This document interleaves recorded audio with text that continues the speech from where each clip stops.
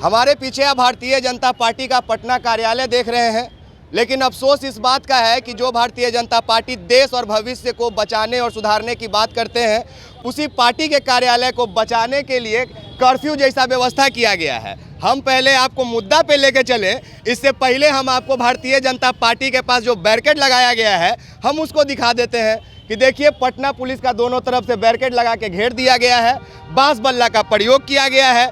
यहाँ भारतीय जनता पार्टी का कार्यालय है और इधर देख लीजिए कि रिटायर्ड फौजी जो हैं, 112 डायल के जो ड्राइवर हैं, वो लोग आंदोलन पे बैठे हुए हैं। 3-4 दिन से पटना की सड़कों पे आ रहे हैं, इन पे लाठियों का प्रहार किया जा रहा है। आज महिला बलों को आगे करके इनके साथ अभद्रपूर्ण व्यवहार किया गया, लेकिन ये लोग अपनी मांगों को लेके यहाँ पे डटे हुए हैं। अब एक तरफ आपको, दोनों तरफ आपको खाकी नजर आएंगे। फर्क सिर्फ इतना है कि एक तरफ गृह मंत्रालय जो नीतीश कुमार के अंतर्गत है उनके प्रशासन है, और दूसरे तरफ देश के रिटायर्ड फौजी जो अब अपने लिए कुछ मांगने आए हैं। तो चलिए हम सीधा इन्हीं लोगों से बात करते हैं कि क्या इनकी मांग है। सर नमस्कार आपका। देखिए, पहले मीडिया भाइयों को हमारे तरफ से धन्यवाद। जी सर। हम लोग को मान है कि समान काम समान वेतन, हम लोग को इंश्योरेंस होना चाहिए। बिहार गवर्नमेंट ने हम लोग को किसी तरह का कोई भी बहाली निकलता है उसमें 12% आरक्षण होना चाहिए। ठीक है। हमारे जो ड्यूटी के दौरान जो शहीद हुए हैं 16 जवान, उनको मुआवजा मिलना चाहिए। तो क्या आखिर ये सब बात आपका सुना नहीं जा रहा है जो लगातार आप लोग पटना के सड़कों पे हैं? देखिए, हम लोग अभी तक के माननीय मुख्यमंत्री जी से हम लोग अपने घर में धरना स्थल पे गर्दनी बाग में बैठ के हम लोग अपनी मांगे मांग रहे थे, लेकिन वहाँ से कोई सुनवाई नहीं हुआ। कहीं से कोई संतोषजनक हम लोग को आश्वासन नहीं दिया गया। हम लोग सभी जगह गए, सभी जगह दरवाजे खटकाए, लेकिन हम सोचे हो सकता हम अपने घर से मांगे पूरा मांग रहे हैं तो हो सकता सरकार नहीं मान रही होगी। तो हम लोग सोचे क्यों नहीं हम इनके घर में जाके अपनी मांग को मनवाएं, ताकि वो घर से बाहर निकल के हम लोग कुटुंब के समान करके वहाँ के आके 2 शब्द बोलने की हम आप लोगों की मांगे मान ली है। लेकिन यहाँ पे आने के बाद हम लोगों के साथ में दुर्व्यवहार किया जा रहा है, हम लोग को वर्दी के साथ में खिलवाड़ किया जा रहा है, हम लोग को वर्दी को अपमान किया जा रहा है, हमारे तिरंगे के साथ अपमान किया जा रहा है। इनसे नहीं संभली बिहार सरकार से, प्रशासन से, तो इन लोगों को महिला फोर्स को बुलाया गया। हम लोग को सामने महिला फोर्स को बुलाकर हम लोग को वर्दी का अपमान किया गया, हम लोग को तिरंगे का अपमान किया गया। हम लोग तो गलत नहीं, हम लोग बैरिकेड किया गया, हम लोग को बैरिकेड के अंदर थे, हमने तो किसी का उल्लंघन किया नहीं। इन्होंने हमारे बैरिकेड को तोड़ के इन्होंने हमारे अंदर घुस के हम लोग के साथ अपमान किए गए। कितने दिन से आप लोग अपनी मांगों को लेकर सरकार से बात करने की हम लोग 15 दिन से धरना पे बैठे हुए हम लोग मांग रहे हैं, लेकिन हमारी सरकार अभी तक के कोई आश्वासन किसी तरह से कोई अभी तक नहीं मिला है। ठीक है, आप लोग का मुख्य काम क्या है? अभी आप लोग क्या काम कर रहे हैं यहाँ पे? हम लोग बिहार में पूर्व सैनिक को चालक को बहाली हुआ है 5,500। तो हम लोग एक सारथी के रूप में 112 पे ड्यूटी दे रहे हैं। सारथी आप तो समझते हैं, महाभारत में कृष्ण भगवान सारथी रूप में क्या क्या ड्यूटी करते थे। एक सारथी के क्या ड्यूटी होता है जो हम 112 पे डील कर रहे हैं। हम लोग सारथी के रूप में, चालक बोलिए या सारथी बोलिए, उस रूप में हम लोग सेवा दे रहे हैं। हम लोग को सेवा देने से क्या हुआ कि बिहार में 80% क्राइम्स कम हुए हैं। हम लोग सारे ड्यूटी देते हैं, बल्क का ज़रूरत पड़ता था बल्क का भी हम लोग ड्यूटी करते हैं, पदाधिकारी की ज़रूरत पड़ता है पदाधिकारी की ड्यूटी करते हैं। उसमें सारा जितना भी इक्विपमेंट है हम लोग सारे इक्विपमेंट चलाते हैं।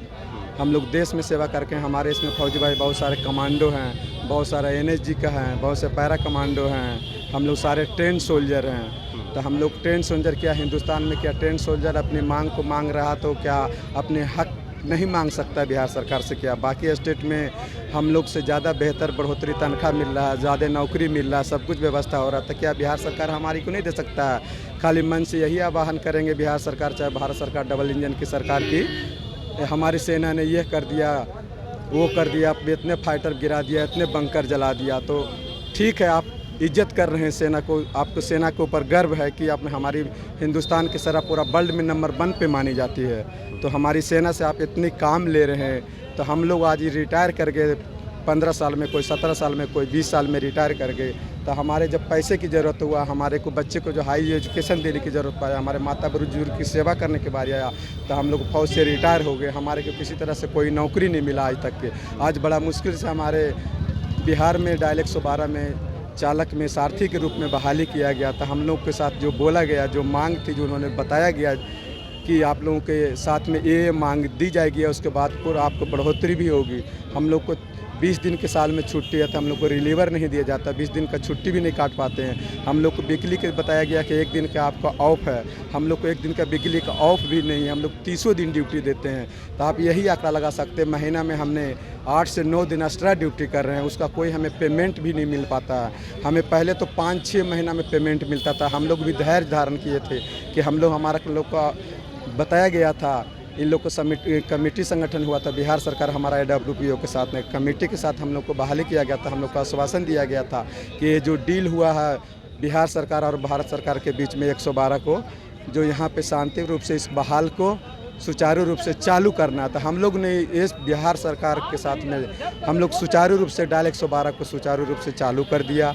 यहाँ पे जनता को बहुत खुश है। पहले यहाँ प्रशासन पहुँचती नहीं थी, वहाँ मार हो जाता था, गोलियाँ चलती थी, मर्डर हो जाता था, प्रशासन नहीं पहुँचती थी 2-4 दिन तक के। आज ऐसा जनता को सेवा पड़ रहा है, जनता पूरे खुश है कि 112 से 5 से 10 मिनट में हम लोग घटनास्थल पे पहुँच जाते हैं, उनको सेवा प्रदान देते हैं।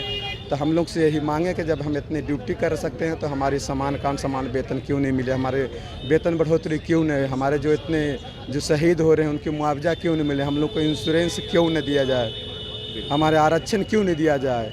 ये लोग बार बार मंच से आह्वान करते रहते हैं कि हमारी सेना ये किया, सेना ये किया। जब मंच पे चुनाव होता है, जब चुनाव आता है, अभी देखिए आचार संहिता लगेगा, अभी बिहार में विधानसभा को चुनाव होगा, सारे मंत्रीगण नीचे से ऊपर तक डबल इंजन की सरकार यही बोलते रहेंगे कि हमारी सेना ये कर दिया, वो कर दिया। तो जब सेना ये कर दिया, जब सेना रोड पर आया गया तो सेना की कुछ क्षण मांगे हैं जो कि मांग हमारी बिहार सरकार नहीं सुन पा रही है। बहुत बहुत धन्यवाद सर। जानते हैं जब हम इस बात को सुन रहे थे ना तो हमको डर लग रहा था, इसलिए डर लग रहा था कि पता नहीं कब कौन प्रशासन आएगा, मेरा पीछे से कॉलर पकड़ेंगे और बोलेंगे चलो यहाँ से तुम लोग क्या कर रहे हो। ये हकीकत है। क्यों हकीकत है? क्योंकि जितने लोगों के हाथ में आप तिरंगा देख रहे हैं ना, ये तिरंगा अब यहाँ पे रोज़ देखने को मिलता है। संविदा कर्मी आए थे, उनके हाथ में भी तिरंगा था। अब ऐसा लगता है कि यह तिरंगा हमारे मातृभूमि का पहचान नहीं, हमारे जान बचाने का सुरक्षा कवच बन गया है। क्योंकि जितने लोग हाथ में तिरंगा लेके आ रहे हैं ना, ईमान से बता रहे हैं, लोग इसलिए तिरंगा लेके आते हैं कि इनको लगता है कि अगर हमारे हाथ में तिरंगा रहेगा ना तो शायद प्रशासन का लाठी हम पे नहीं पड़ेगा। क्योंकि जब तिरंगा पे लाठी पड़ेगा तो ये मेन स्ट्रीम मीडिया का खबर बन जाएगा कि देखिए प्रशासन के द्वारा लाठी का प्रयोग किया गया, तो तिरंगा को भी नहीं बख्शा गया है। और अब तो मिश्रा जी, जीवेश मिश्रा जो हैं, वो तो पत्रकारों को खुलेआम मार दे रहे हैं सवाल करने पे। और भारतीय जनता पार्टी के गेट पे एकदम दोनों तरफ से बैरिकेड लगा दिया गया है। हम लोग का जब ट्रेनिंग मिलता है तो हम लोग पीछे अड़ने के लिए नहीं सिखाया गया है। हम लोग तिरंगे से लपेट के आना मंजूर करेंगे, लेकिन हम लोग पीछे नहीं अड़ते। अच्छा, मैं जो बोला वो गलत बोला कि तिरंगा अब आप लोग खौफ में लेके आ रहे हैं कि कम से कम हम लोग को कोई खौफ नहीं। हम लोग जब हम लोग आन बान सब हमारे सम्मान है, जो हमारा तिरंगा, हम लोग मरते हैं तो तिरंगे में लपेट के आते हैं। हम लोग तिरंगे का शहीद का दर्जा दिया जाता है, लेकिन बिहार सरकार हमें यहाँ 112 पे ड्यूटी करे, हमारा शहीद हो रहा है, तो हमारा शहीद का यहाँ का दर्जा क्यों नहीं दिया जा रहा? हमारे बिहार हमारे जो सारथी है उनको सम्मान क्यों नहीं दिया जा रहा भूतपूर्व सैनिक को?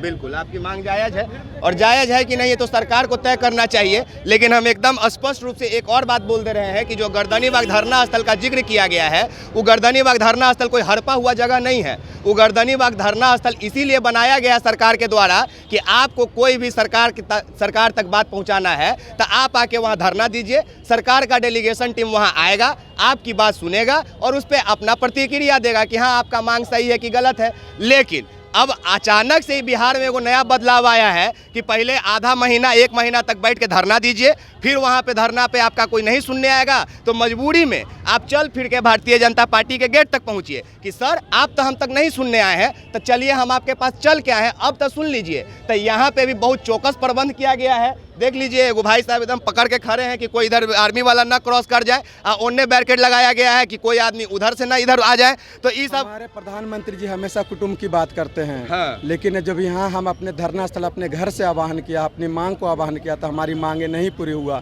तो हम लोग समझे कि हम लोग इनके घर में क्यों नहीं जाएं, हम इनके घर के पास जो मांगे कर सकते हैं। हमारा कोई ऐसा तो नहीं है हम लोग को गलत कदम उठाया। हम लोग शांतिपूर्ण रूप से यहाँ पे धरना प्रदर्शन कर रहे थे, वो भी हम लोग घेरे के अंदर थे, हम लोग को बैरिकेड लगा दिया गया था। हम लोग बैरिकेड के अंदर शांतिपूर्ण से हाथ जोड़ करके प्रशासन से विनती से हम लोग धरना प्रदर्शन कर रहे थे कि ताकि हम इनके घर में आए हैं, कुटुंब की तरह हमारे अपने घर से निकल के हमारे को आश्वासन दे, जो हमारा जो क्षण मांगे है, जो हमारे मांग को पूरा किया जाए। लेकिन यहाँ पे इनके प्रशासन इतने कमज़ोर हो चुकी है बिहार सरकार की। इन्होंने हमारे वर्दी को अपमान करने के लिए, हमारे तिरंगे को अपमान करने के लिए इन्होंने महिला को उठाया गया, महिला को हमारे सामने खड़ा किया गया कि तो हमारी कमजोरी को पकड़ सके। लेकिन हम भाई बंधु को, बहनों को, माता बहनों को, सभी को हम सम्मान देते हैं। हम भारत माता को, जननी जन्मभूमि को सम्मान देते हैं। हम लोग तिरंगे से लपेटते हैं लेकिन पीछे नहीं हटते हैं। कैमरा को उठा के दिखा दीजिए कमल भैया कि यहाँ पे सिर्फ 4-5 लोग नहीं हैं, पूरा कम से कम 4-5 दर्जन लोग हैं जो रिटायर्ड आर्मी है, जो 112 डायल के ड्राइवर का काम किए हैं, और इन सबों का लगभग मांग वही होगा। टीम है इनके 112 टीम के द्वारा जो मिलने गए थे। हमारे साथ मजिस्ट्रेट साहब भी हैं और बाकी सर हैं। पहले मजिस्ट्रेट साहब से बात करेंगे। सर, क्या आखिर आप अंदर बात किए और क्या जवाब मिला? अंदर तो हम बात नहीं किए, लेकिन आश्वासन इन लोग को दिया गया है कि कल मिलवाएंगे हम लोग 11 बजे। हाँ सर, तो मैंने ये लोग 15 दिन से 20 दिन से धरना दे रहे हो, बाद भी आश्वासन मिला है मिलवाने के लिए? बात ये लोग किए हैं, बात कर लीजिए उनसे, चंदन जी से। गए थे अंदर, हम नहीं गए थे। ठीक है सर, आप अंदर गए थे जी। क्या बात किए आप और संतुष्ट हुए कि नहीं बातों से? देखिए, यहाँ एसडीएम साहब के माध्यम से हम लोगों को मैसेज मिला कि डीएम साहब हम लोगों को अपने डेलीगेशन टीम को बुलाए हैं वहाँ मिलने के लिए। हम लोग 5 सदस्य वहाँ गए थे डीएम साहब से मिलने के लिए। डीएम साहब ने हम लोगों की जो मांगे थी वो आवेदन रख लिए।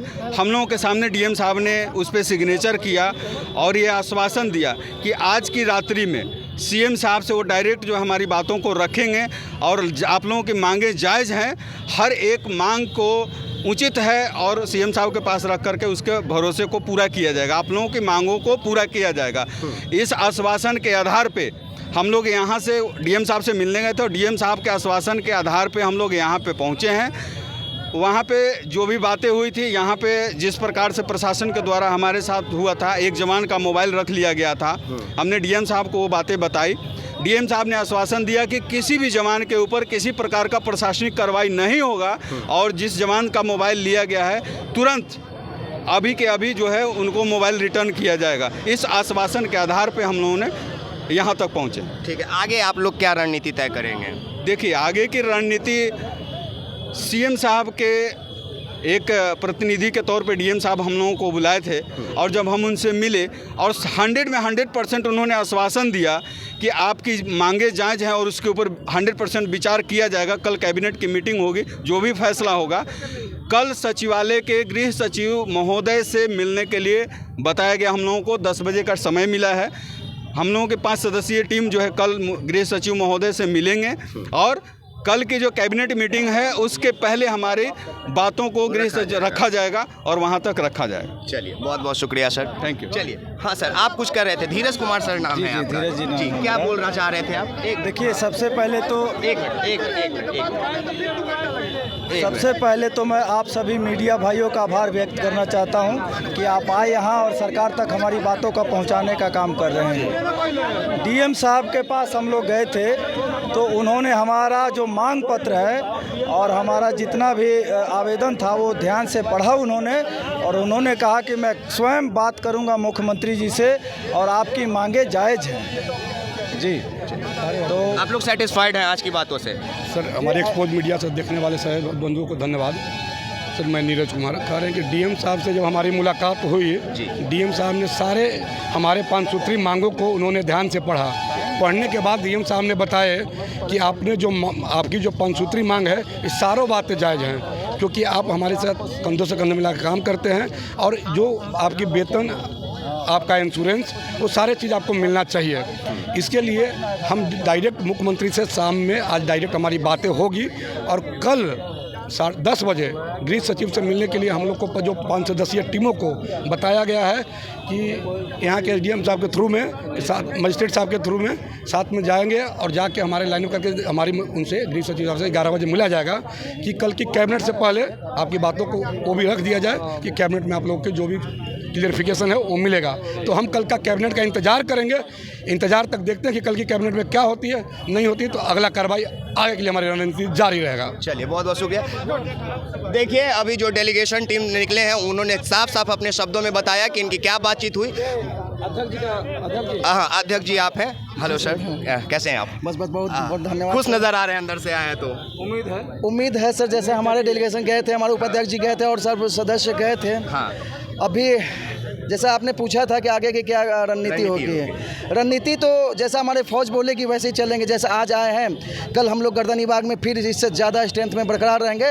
और कल कैबिनेट का बैठक है, कैबिनेट का बैठक का इंतजार करेंगे। और नहीं कुछ होता है तो आने वाले समय में हमारी फौज तैयार रहेगी। लेकिन हमारे साथ बहुत ही गलत हुआ है सर। आज हमारे साथ प्रशासन ने भी धक्का धुक्की किया है, गाली गलौज किया है, नहीं करना, लात तक मारा है इन्होंने, लात। हमें ये उम्मीद नहीं थी कि लात भी मार सकती है। महिला पुलिस को आगे, महिला सिपाही को आगे कर दिया गया है। अब बताइए, हमारे में पूरे सैनिक है, कहाँ महिला दिख रही है सर? बताइए, महिला को आगे कर दिया जा रहा है। क्या हमारे ऊपर सारा कानून हमारे ऊपर लागू कर दिया जाएगा? हम लोग महिला को, पूरे सिस्टम को हमने सम्मान किया। DSP मैडम थी, मैम यदि कोई बंदा गलती कर दिया हम माफ़ी मांगते हैं, DSP सर से भी माफ़ी मांग रहे हैं शांतिपूर्वक। हमने पहले भी 9 तारीख को मार्च किया था शांतिपूर्वक। अभी तक किसी प्रकार का कोई आक्रोशित किसी बंदा ने नहीं बोला है, ठीक ना? सारा रोड ट्रैफिक जाम नहीं किया किसी तरह का, हम लोग शांतिपूर्वक है सर। हमने जाम छुड़वाया, जितना जाम लगा था और जाम क्लियर करवा दिया है। यदि देखते हैं आज यदि नहीं होता है तो आने वाले समय में टू बी कंटिन्यू। और कल का उम्मीद है, पूर्ण विश्वास है हो जाएगा। हमारे DM साहब भी बहुत अच्छे हैं और देखते हैं क्या करते हैं DM साहब। बोलिए भारत माता की जय, भारत माता की जय, भारत माता की जय, मातरम। अब मैं एक बहुत छोटा सा बात बोल के अपनी बातों को ख़त्म कर रहा हूं कि सर, अगर DM साहब मिले और उनको इनकी मांगे बहुत बढ़िया लगा कि आपका मांग जायज़ है, तो ये लोग जब 1 महीना आधा महीना से गर्दनीबाग धरना स्थल पे धरना दे रहे थे, तो वहां पे आपका डेलीगेशन टीम जाके क्यों नहीं पूछा कि आइए सर, आप तो धरना स्थल, इसीलिए मैं तो पहले भी बोल रहा था कि धरना स्थल इसीलिए ना बनाए हैं कि जिसको तकलीफ हो वहाँ पर बैठ जाइए, हमारा टीम आके आपसे बात करेगा। तो ना आप यहाँ से निकल के गए, तब ना इन लोग को आना पड़ा। तो अगला बार जब कोई गर्दनीबाग धरना स्थल जाए तो भारतीय जनता पार्टी रहे चाहे कोई पार्टी रहे, उसका जाके काम है कि वहाँ पे बात करे। तब आपका सड़क जाम नहीं होगा, तब आपको प्रशासन को लाठी नहीं चलाना पड़ेगा, तब आपके लोगों को आपत्ति नहीं होगा। बाकी आप एक्सपोज मीडिया देख रहे हैं। मेरा नाम विकास राज है। तमाम लोगों का बहुत शुक्रिया, धन्यवाद। हमारी मांगे पूरी करो, हमारी मांगे पूरी करो, हमारी मांगे पूरी करो।